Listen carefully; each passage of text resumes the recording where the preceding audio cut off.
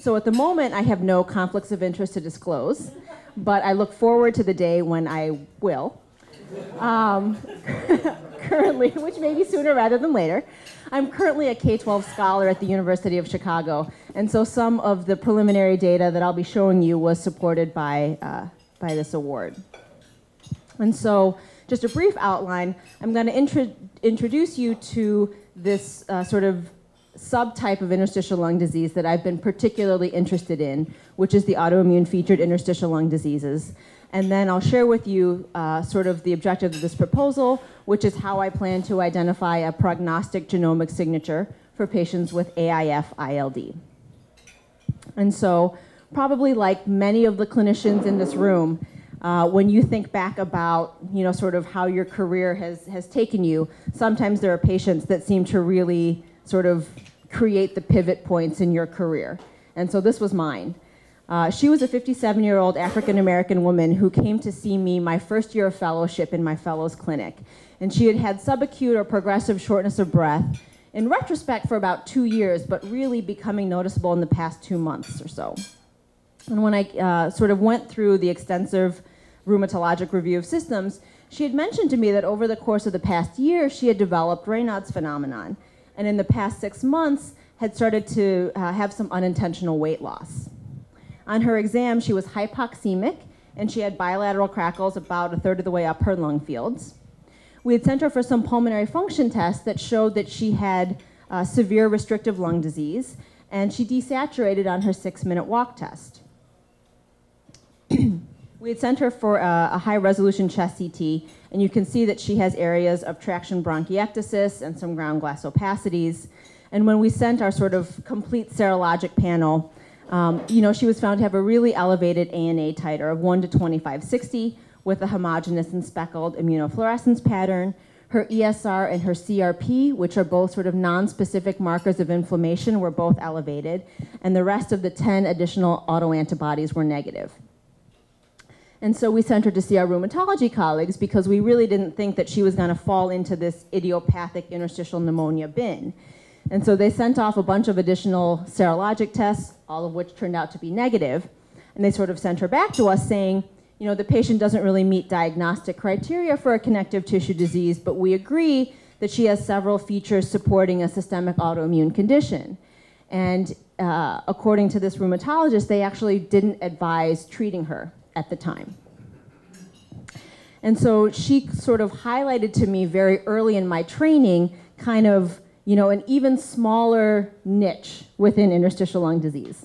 I know many in the room are very familiar with IPF, and when you think about the numbers of IPF patients and you compare it to those with COPD or those with asthma, we're considered a much rarer disease. And so, sort of unfortunately for me, when you're interested in something that's even smaller than IPF, it becomes really difficult to sort of get folks excited about it.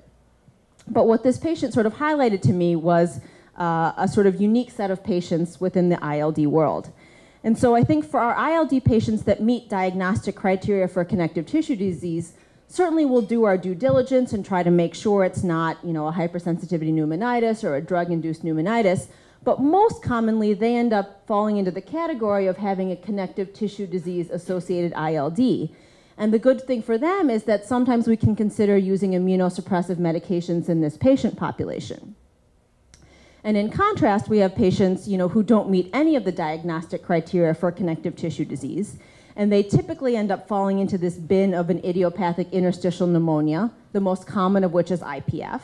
And certainly we know that for many of these patients, immunosuppression can actually be harmful. So what happens for a patient like mine who's somewhere in the middle, who meets some of the diagnostic criteria for connective tissue diseases? My rheumatology colleagues at the time suggested to me they didn't think that she would benefit from immunosuppressive treatment at the time. And so, this sort of segment of the patient population, I think, has suffered from a lot of different sort of setbacks. The first of which is confusing terminology, which I think all of us in the ILD world are very sort of familiar with. And I think the term that you'll see most commonly used in the literature to describe a patient like this is an undifferentiated connective tissue disease. And it turns out that UCTD is actually a very specific rheumatologic condition that tends to be found in young women in their 40s, and it's thought to be mild. And it doesn't typically require treatment, and pulmonary manifestations were thought to be rare. And so Ari Fisher and some of his colleagues out at National Jewish had published a commentary in Chest a couple years ago, kind of highlighting that maybe we shouldn't be using that UCTD term to describe these patients, and had instead proposed a criteria and an alternative term, thinking maybe these patients ought to be called lung-dominant connective tissue disease. And sort of independent of that, Imre Noth and Mary Streck and I had undertaken a project trying to better capture how often these patients might present to an interstitial lung disease clinic. And initially, we actually tried to use the term undifferentiated connective tissue disease, and our reviewers didn't like it and sort of forced us or suggested that we come up with an alternative term.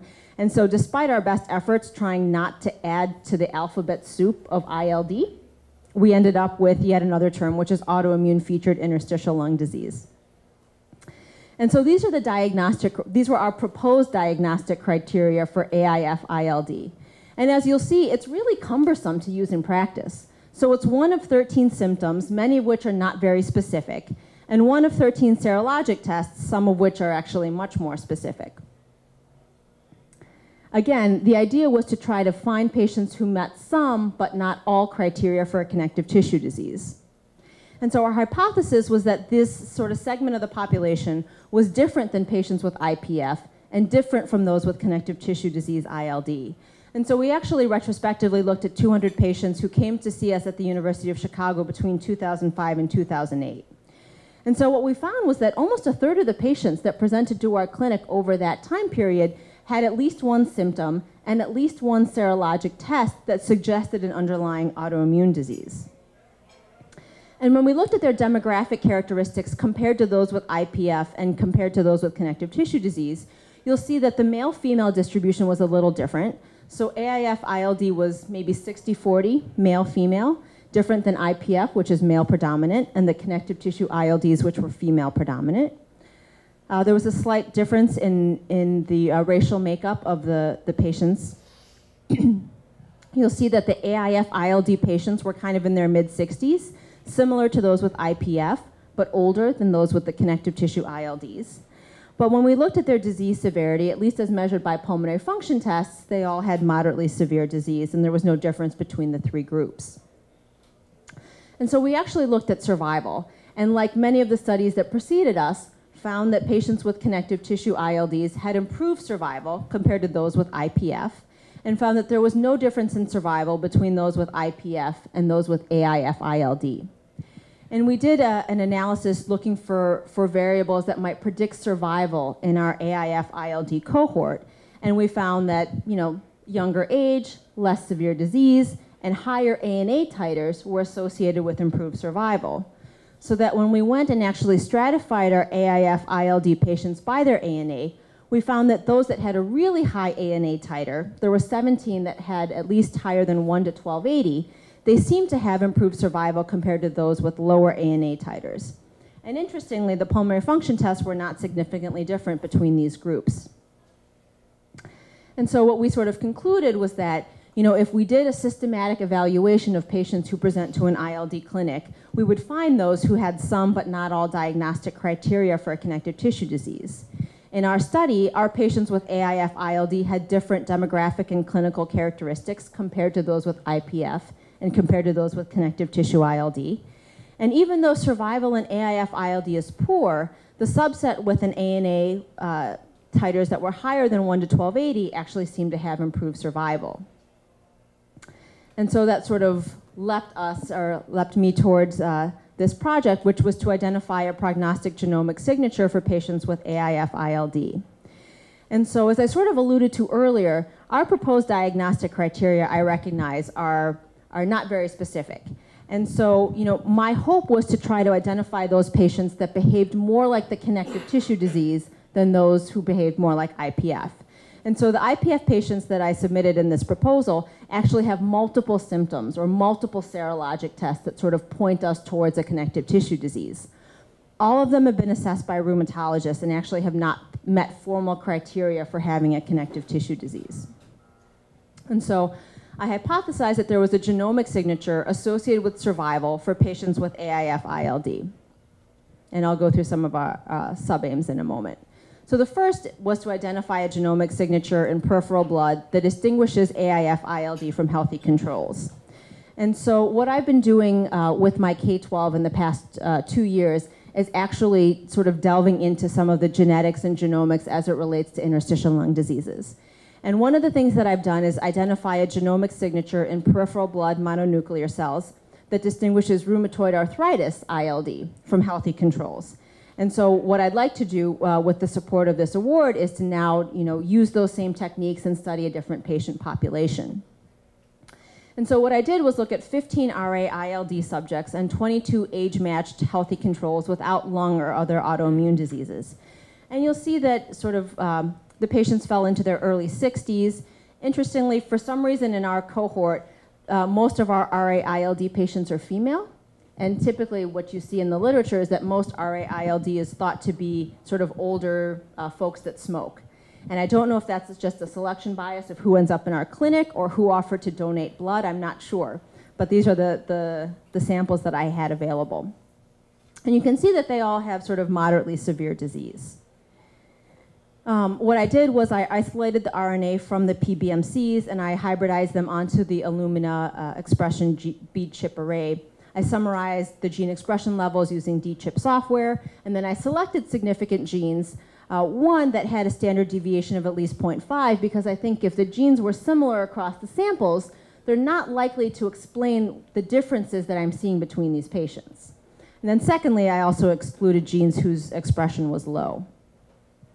And so here I'm showing you just a sort of visual heat map, a hierarchical clustering based on the underlying disease process.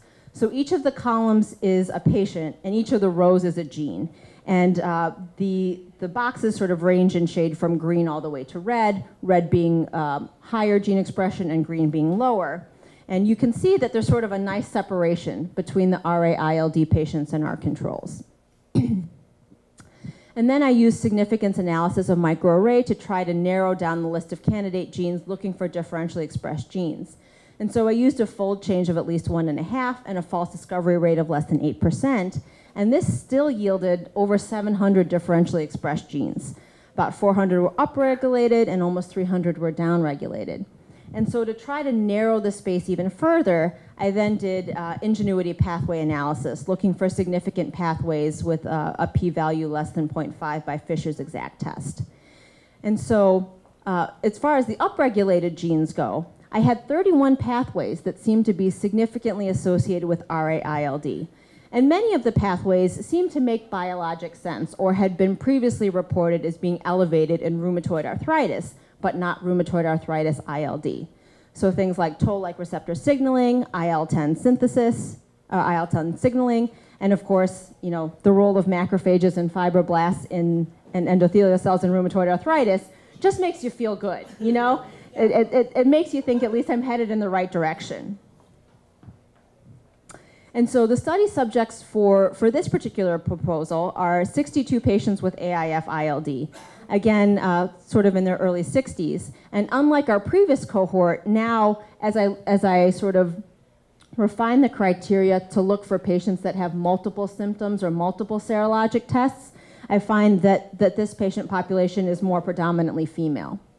The ethnicity is slightly different than our controls, but again, they have moderately to severe disease. Here I'm showing you the high-resolution CT scan patterns of this patient population. And one of the things that we struggle with in the connective tissue ILDs is how we should describe the CAT scan patterns, right? So things like usual interstitial pneumonia and nonspecific interstitial pneumonia, both to the radiologist and the pathologist, were really derived in the context of describing patients who had an idiopathic interstitial pneumonia. And so sometimes when we try to translate that into the connective tissue ILDs, you find that patients don't always neatly fit into those bins. And so I think that's what we see in our patient population as well. About a third of them had a typical UIP pattern on their CAT scan. Another third, kind of more classically, would have been considered an NSIP. But the others are kind of a hodgepodge. So they have evidence of interstitial fibrosis, but they just don't neatly fit into any one of these categories. And so I'm going to use an approach similar to what I had done in RA-ILD in these patient population, and of course select the differentially expressed genes that I hope to be the AIF-ILD genomic signature. All right, and then once I have that signature, what I'd like to do is sort of take it a step further and look for prognostic biomarkers from this genomic signature that are associated with progression-free survival in AIF-ILD. Now, from my previous data, I know that the median survival for our patients with AIF-ILD was about 5 years. And so I think I'd need a really prolonged follow-up time to use survival as my primary endpoint. Because progression-free survival or disease progression hasn't been as well defined in the connective tissue ILDs, I'm going to borrow that which has been well defined in IPF, and I think pretty standard, an FVC decline of at least 10% and a DLCO of at least 15%. Of the 62 AIF-ILD subjects in this cohort as of December 2013, there were 10 deaths, 2 lung transplants, and 5 patients who had evidence of disease progression. And so I'm in the process now of trying to update the data to see if these numbers have increased. And so my plan is to generate Kaplan-Meier curves for this AIF-ILD cohort and then identify pathways that are associated with progression-free survival using significance analysis of microarray and computing a modified Cox score test statistics. And then my plan, because at the moment I only have this one patient population, is to validate the genomic findings by qPCR and then leave one out cross-validation. My hope in the future with the support of this grant is to be able to ultimately externally validate the AIF-ILD genomic signature and then determine whether or not this genomic signature can help distinguish AIF-ILD from other interstitial lung disease, and of course prospectively examine some of these prognostic biomarkers in both AIF-ILD and other connective tissue ILD. So that brings me to the end, and I would really like to thank, even though they weren't able to make it, Imre Noth and Mary Streck, who have served as my mentors both during my fellowship and junior faculty years, and the rest of the staff, clinic and research staff in our interstitial lung disease clinic, as well as the members of my research advisory committee and the Noth lab. And my great thanks to InterMune and the steering committee and review committee members. The grant couldn't have come at a better time in my personal career and development. So my deep, deep thanks. And lastly, to the 2 loves of my life, because without their love and support, I couldn't do any of this. So, thanks.